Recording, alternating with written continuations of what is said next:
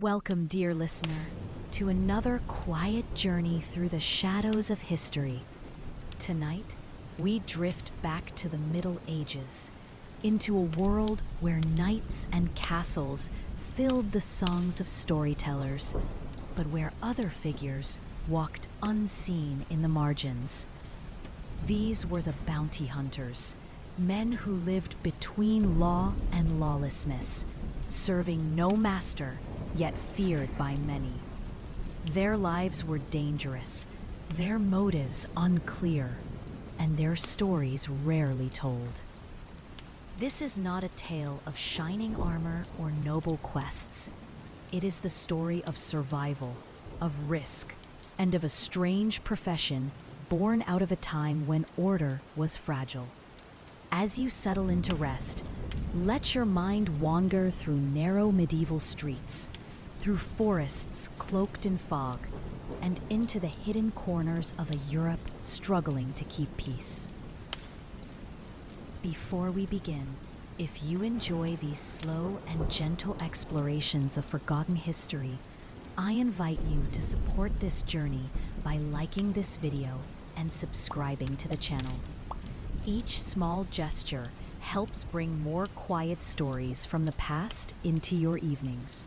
So close your eyes, listen to the calm rhythm of this narration, and let us follow the path of the bounty hunter, a man both hunter and hunted, whose name was often lost, but whose presence shaped the hidden world of medieval justice. The medieval bounty hunter did not appear out of nowhere. He was born from the cracks in a society that struggled to uphold law across wide lands. Kings and lords could issue decrees, but roads were long, forests were deep, and villages often stood far from the reach of authority. Out of this gap between power and order, men willing to chase fugitives for coin began to emerge. At first, they were simple trackers, hired by local lords to bring back runaway serfs or criminals. Their pay was small, their work dangerous, and their reputation uncertain. They were not soldiers bound by loyalty, nor priests bound by faith. They were practical men, driven by hunger, coin, and sometimes vengeance. The church frowned upon them, for their methods were often harsh. Yet communities whispered their names when trouble arose. If a thief vanished into the woods or a murderer fled across the countryside, these hunters were the ones who dared to follow. They walked where others feared, taking on risks that knights would not lower themselves to face. As the centuries passed, their work became more recognized. Notices pinned to tavern doors began to offer rewards for the capture of criminals. The bounty hunter became part of the landscape of justice, not fully trusted, but deeply needed. He was a man who could cross boundaries, slipping between towns, answering not to law, but to the promise of silver. In the silence of medieval nights, villagers spoke of them in hushed tones. Some said they were necessary evils. Others said they were wolves dressed as men.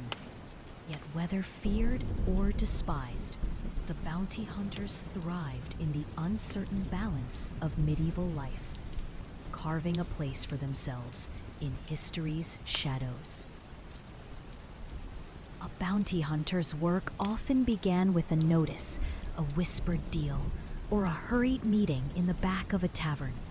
A noble might want a thief caught. A town might demand justice for a killing.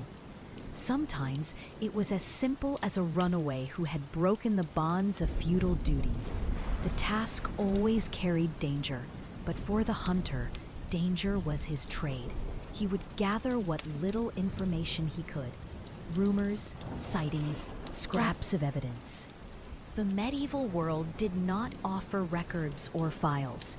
Instead, The bounty hunter relied on instinct, on questions asked carefully in marketplaces, and on his ability to read people's silence. Once the trail was set, the pursuit began. Some hunts lasted days, others weeks. A wrong turn could mean losing the fugitive forever. The hunter traveled through forests where outlaws gathered, across muddy roads stalked by wolves, and into villages where strangers were met with suspicion. He carried few tools, for travel demanded lightness. A knife, a rope, perhaps a short sword or a crossbow if fortune allowed. More important than weapons was his will. The cold patience to follow tracks across rain-soaked fields, to wait for nights in silence, to move unseen in pursuit of prey. Yet every hunt carried uncertainty. Would he return with his quarry alive? Would he himself survive the journey? Each time he set out, the bounty hunter walked the thin line between fortune and ruin. And though the promise of coin drove his steps, it was the chase itself, the thrill of pursuit, that kept him on the path again and again. The life of a bounty hunter was defined not only by courage, but also by the tools he carried. Unlike knights, who were clad in shining armor, the bounty hunter dressed in simple, rugged clothing that allowed him to blend into crowds and travel swiftly. Heavy armor would have slowed him down, so instead he relied on leather, wool, and whatever scraps of protection he could afford. His weapons were modest, yet practical.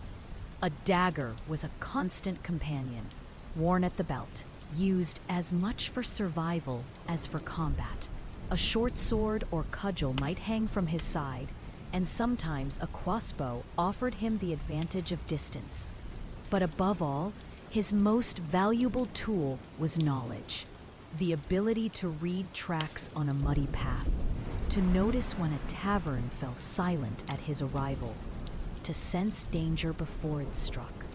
He carried rope for binding prisoners, and sometimes chains if the bounty required proof of strength. Pouches of herbs or wine might serve to ease a captive into obedience, for not every capture needed bloodshed. The hunter knew that returning his quarry alive often paid more than dragging back a lifeless body. Beyond weapons and gear, he relied on his body itself, trained to endure hunger, cold nights, and endless walking. He slept light, rose quickly, and kept to shadows when the road grew hostile. In the medieval world, where few trusted strangers, the bounty hunter had to be both ghost and predator, visible only when necessary. His tools, though simple, told the story of his life. A man always prepared for conflict, yet always aware that survival depended on silence, cunning, and restraint. In his hands, every object had purpose, and every choice carried the weight of life or death. Each journey a bounty hunter undertook was a gamble with fate. The roads of medieval Europe were treacherous, narrow tracks winding through forests thick with wolves and darker threats. Bandits waited in shadows, ready to ambush travelers. The hunter himself, though feared by some, was a tempting target, for he often carried coin or the promise of ransom. Weather itself was an enemy. Rain turned roads to rivers of mud, slowing the chase.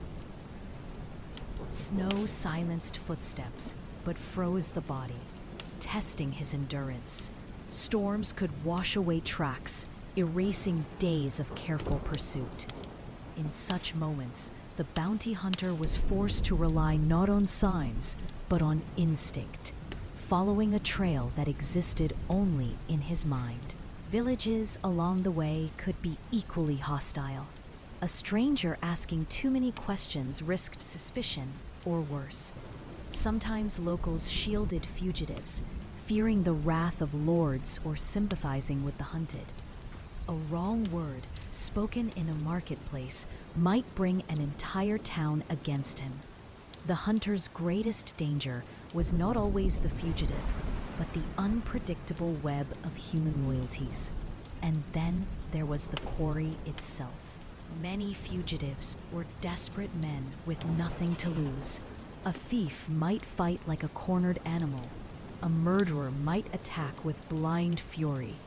Each confrontation was a deadly game, and the hunter never knew if he would return with his prize or not return at all. Despite these dangers, bounty hunters walked the roads without hesitation. Fear was a constant companion, but so was necessity. To live as a bounty hunter was to accept the road's perils as part of one's very breath.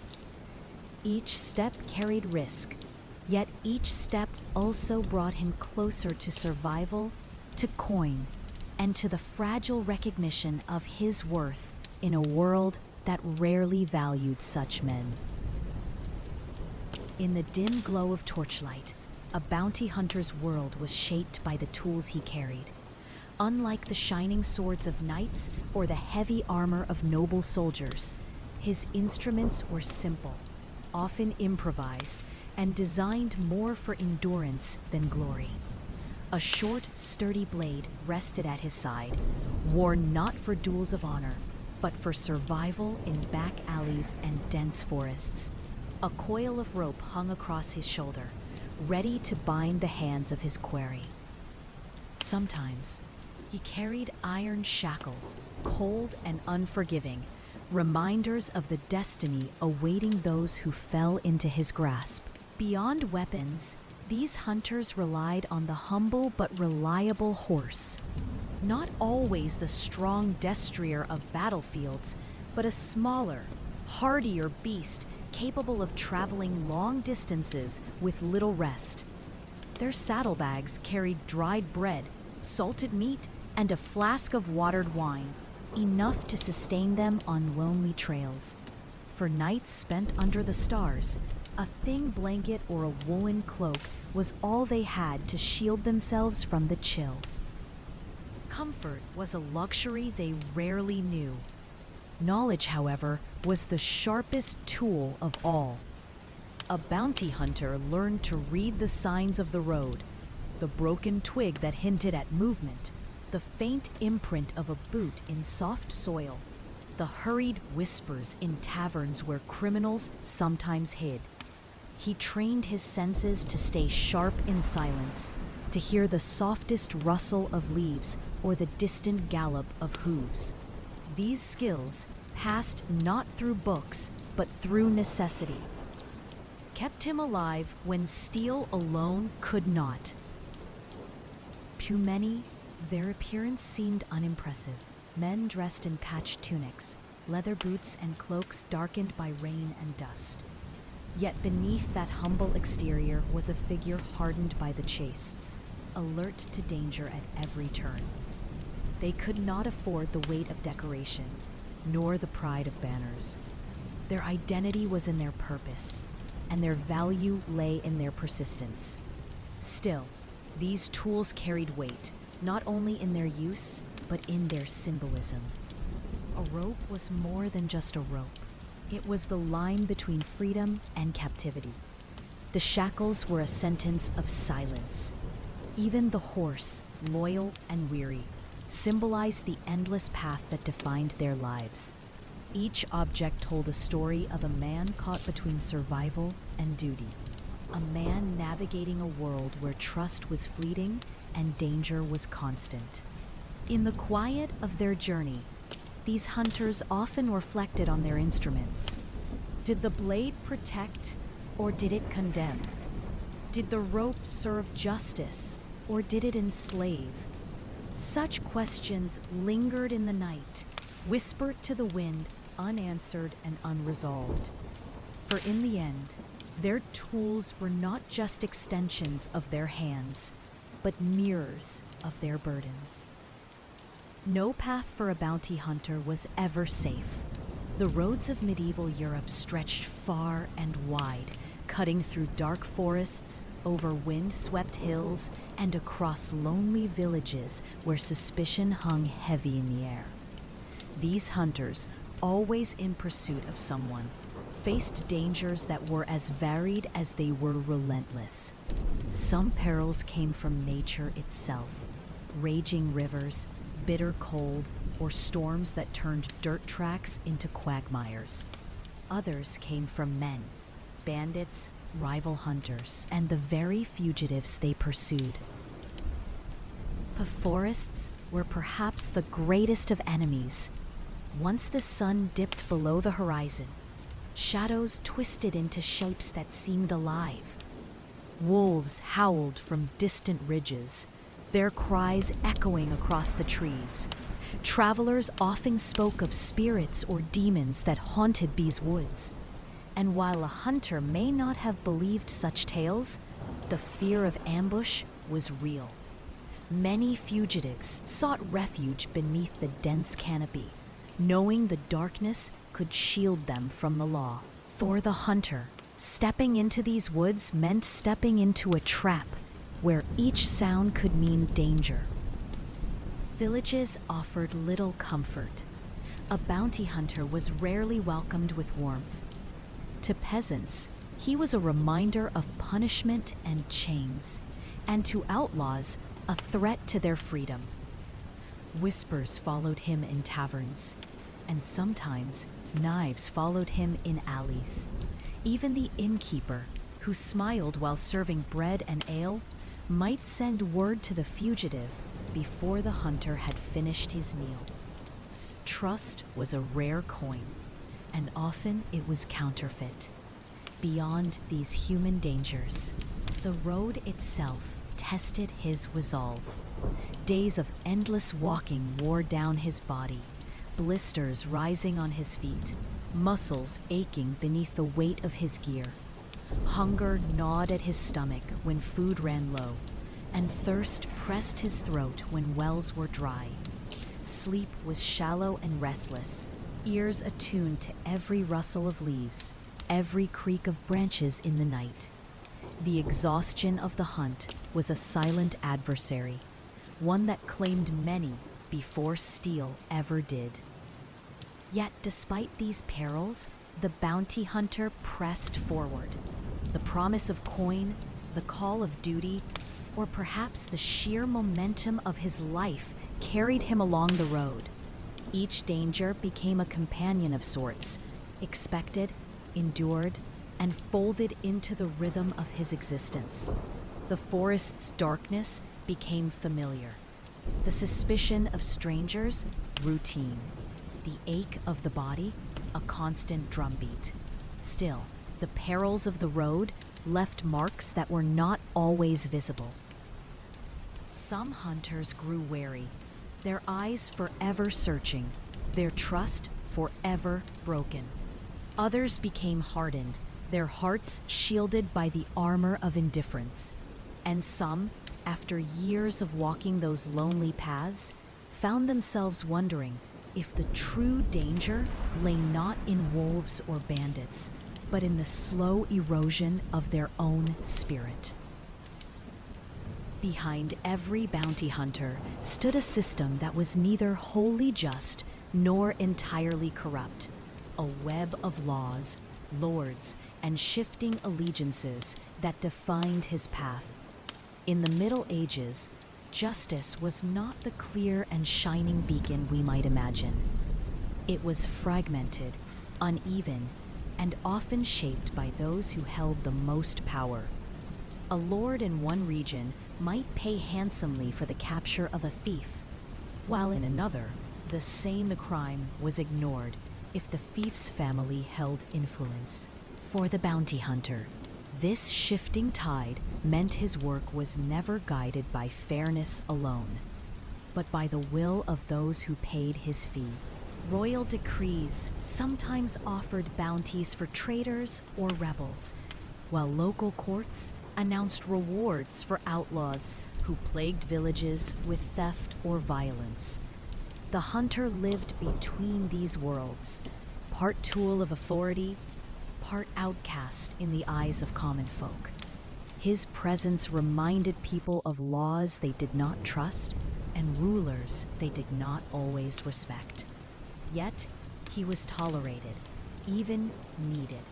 For without him, fugitives would vanish into the shadows unchecked. Still, the justice he served was often cold. A captured thief might face public humiliation, a whipping, or worse, the gallows. For the hunter, handing over a man meant handing him to a fate he did not control. Sometimes it weighed on his conscience. Was the fugitive desperate, stealing bread for his family? Or was he truly a danger, a blade in the dark? These questions lingered, though the coins he received demanded silence. Justice, to him, was not a balance of right and wrong. It was survival dressed in law's clothing. In some towns, bounty hunters were treated with a degree of respect, even fear. People stepped aside as they entered markets, whispering about the crimes of the men they pursued.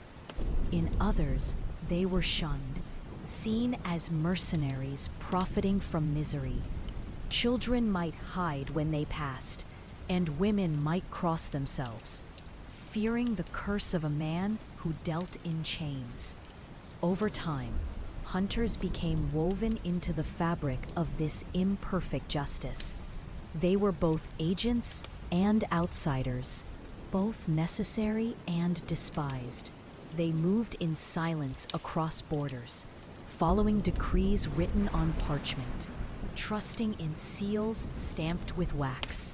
And always, behind them, the question remained: did they bring justice to the world, or did they merely carry out its cruelties? In a world where trust was scarce, betrayal was an ever-present shadow.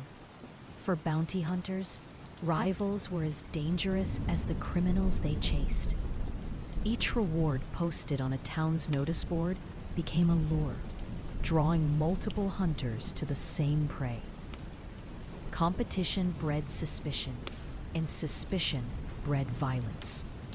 Two hunters might ride out as uneasy allies, but in the quiet of the night, one might vanish, taking both the quarry and the reward for himself. Rivalries often began in taverns, where whispers of fugitives passed between lips like secrets wrapped in smoke. A careless word could spark a race, each man determined to reach the fugitive first. Some hunters carried scars not from criminals, but from duels with their own kind. Knives in the dark, ambushes on lonely roads, poisoned cups of ale. The trails wore many faces, and each one reminded the hunter that danger lurked not only ahead, but beside him. Even among allies, tension simmered. When a fugitive was captured, who would claim the lion's share of the coin? Who would ride into town with the prisoner in tow, basking in the praise of fearful villagers? The distribution of rewards tore apart friendships, leaving bitterness where once there was camaraderie. The life of a hunter was too fragile, too uncertain for bonds to hold for long. Worse still were the betrayals from those they served.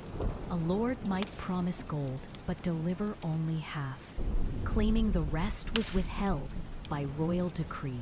A sheriff might deny payment altogether, accusing the hunter of failing to follow proper law. For men who risked their lives in the shadows, this sting of deceit cut deeply. Yet without power, they could not protest. They swallowed the injustice, turned their cloaks against the wind, and returned to the hunt. Such rivalries and betrayals hardened the hunter's heart. Over time, he learned to trust little, to watch everyone's hands as closely as their eyes. He slept with a dagger near his chest, even when among supposed allies. And though his path was filled with deceit, he pressed forward, bound not by trust in men, but by the grim certainty of his calling. In this way, the bounty hunter lived in a world where loyalty was fleeting, and betrayal could be as swift as a blade in the dark. His survival depended not only on his skill, but on his ability to see through false smiles, to hear the truth in silence, and to expect treachery at every turn. When darkness fell over medieval towns and villages, the true world of the bounty hunter awakened. By day, he was a figure whispered about in market squares, but by night, he became a shadow drifting through forests and cobblestone alleys. Lantern in hand, or sometimes with no light at all, he stalked his quarry through fields of mist, guided only by the sound of distant footsteps, the crack of a twig, or the faint glimmer of a campfire in the woods. Nighttime brought both danger and opportunity. Outlaws too feared the dark, yet they often moved beneath its veil, believing themselves hidden. For the hunter, this was the hour of patience. He might spend long nights crouched behind hedgerows or lying silent on the damp earth, waiting for the perfect moment to strike. Each breath had to be measured, each movement careful, for one mistake could turn the hunter into the hunted. But the night carried more than the sound of prey. It carried the weight of solitude. Alone beneath a canopy of stars, with only his horse for company, the bounty hunter felt the emptiness of his profession. There was no laughter around a fire, no comforting embrace of family, only the call of owls, the rustle of unseen creatures, and the cold bite of midnight air. The silence pressed down like a second cloak, heavier than steel. Superstition haunted those hours too. Villagers spoke of spirits and restless souls that wandered after dusk. Some hunters claimed to hear voices in the wind, whispering names of the dead. Whether true or the trick of a weary mind, the effect was the same. Fear seeped into their bones, yet fear sharpened their senses. It reminded them that the world was full of dangers, both seen and unseen, and that survival required vigilance. For all its terrors, the night was also where the hunter earned his reward. A fugitive captured beneath the cover of darkness rarely escaped again. Shackled by dawn, the outlaw would be led into town, his fate sealed before the villagers had even risen from their beds. And so, though the night was filled with shadows, it was also filled with the promise of coin, a reward glinting just beyond the black horizon. Every life, no matter how harsh, reaches its end. For bounty hunters, the end often came suddenly. A dagger in a brawl, an ambush in the forest, a fever left untreated in a cold, damp hut. Yet for the few who survived long enough, their final years were marked by a strange stillness. No longer swift of foot or sharp of eye, they watched younger hunters take the trails they once knew so well. The posters once written with urgency no longer carried their names. In villages, old hunters were sometimes remembered with a mixture of fear and pity. Children dared each other to approach the bent, gray figure sitting outside the tavern, staring into the distance as though still tracking invisible prey. His stories, when told, were half believed, tales of men chased across mountains, or nights spent in haunted ruins. Few cared whether they were true. To most, he was just a relic of a profession the world was content to forget. Those who had saved enough coin might live quietly on the edge of a town, eking out a modest life with the weight of memories far heavier than their purse.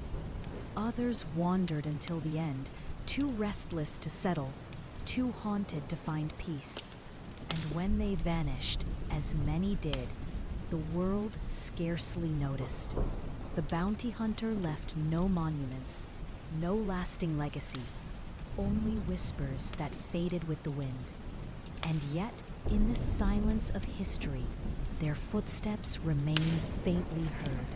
They were men who lived in the margins, who walked the line between law and chaos, between justice and cruelty. They existed because society demanded them, and disappeared when society turned away. Like shadows, they came and went, leaving behind little more than questions. Was the bounty hunter a servant of order, or merely a mercenary of fear? Did he bring safety, or did he deepen the world's unease? The answers lie lost in the dust of centuries. What remains is the image of a solitary rider, cloaked against the cold, moving through the mist, an emblem of a forgotten past. And so, as the story fades into quiet, let the rhythm of their lives become a lullaby. Close your eyes, let the shadows soften and drift into rest. The footsteps of the bounty hunter are fading now, carrying you gently into sleep. Thank you for joining this quiet journey into the forgotten world of bounty hunters in the Middle Ages. If this story helped you find calm or guided you toward rest, I invite you to gently support this channel by liking the video and subscribing for more slow, historical sleep stories. May peace and stillness be with you tonight.